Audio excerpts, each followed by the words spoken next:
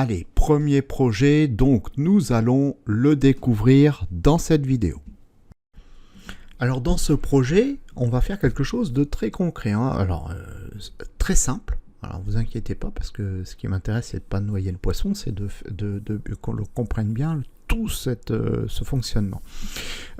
Donc ici en fait, on va monter une architecture MVC, on va avoir un contrôleur, on va avoir un modèle qui va contenir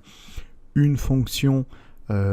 qui va, elle, se servir à faire l'affichage, parce que tout va être stocké dans une base de données, d'accord, dans une table, et puis une vue qui va nous permettre justement d'afficher sur l'écran ce que l'utilisateur aura dans son URL, dans l'URL de son navigateur. Regardez, si ici je tape JavaScript, pouf, là ici j'envoie en plus un paramètre, d'accord, donc c'est tout ce paramètre qui va être envoyé à notre fonction, d'accord, dans notre modèle. Donc là, notre fonction aura un paramètre qu'elle va se servir pour pouvoir effectuer une requête SQL dans une table, qui va aller chercher l'enregistrement correspondant